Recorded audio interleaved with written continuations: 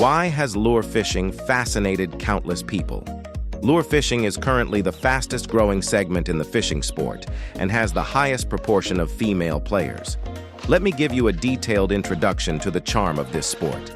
At the end of this video, I will reveal a little-known secret about the lure fishing community. So, let's get started. First, the visual impact. This is what has drawn many people into the sport, even those who have never fished before. The stylish casting posture, dazzling equipment, and trendy clothing all provide strong visual stimulation.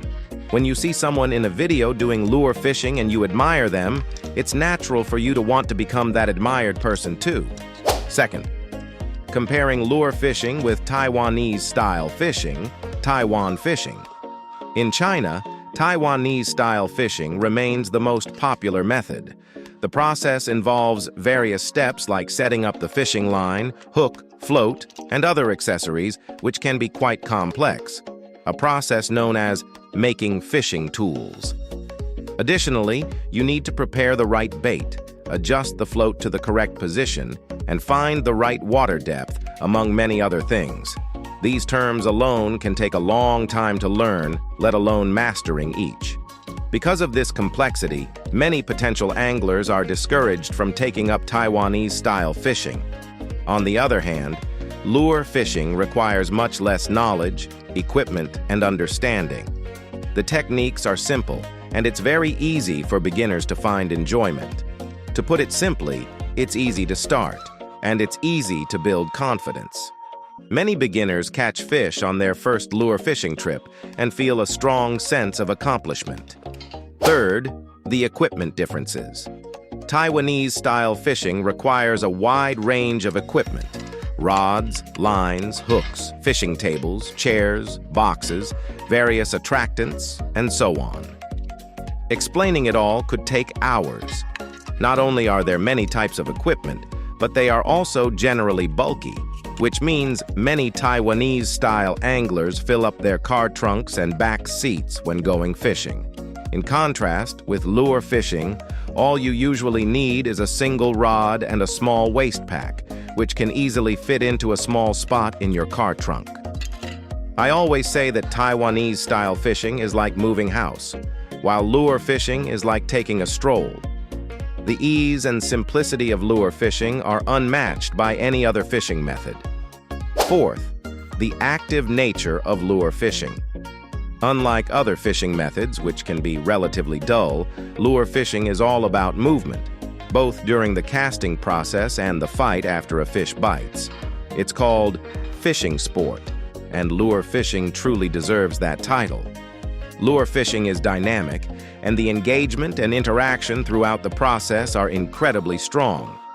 Lure fishing involves actively searching for fish, exploring fishing spots, and scanning for fish schools, which often leads to hiking, crossing streams, and other adventurous activities. Unlike Taiwanese-style fishing, where changing spots can be challenging, lure fishing allows you to roam with your rod and small pack through forests and streams, appealing strongly to the curiosity and adventurous spirit of young people, much like how we were drawn to rollerblading or parkour back in the day. No one wants to be left behind by the times. Fifth, the experience and feelings. As mentioned earlier, lure fishing is convenient. I often keep 2 rods in my trunk, ready to cast a line whenever I see a suitable spot. The freedom and spontaneity of simply grabbing your gear and heading out for a quick fishing session are incredibly satisfying. You can fish in scenic mountain streams, canyons, and waterfalls, enjoying the beauty around you, with surprises at every turn. Sixth, environmental concerns. Traditional Taiwanese-style fishing requires a lot of additives, attractants, and other substances that can cause irreversible damage to the environment and water resources. In contrast, lure fishing uses lures made of wood, rubber, metal, and other materials, which are usually reusable. This aspect has garnered strong support from environmentally conscious fishing enthusiasts. Finally, let's talk about the lure fishing community.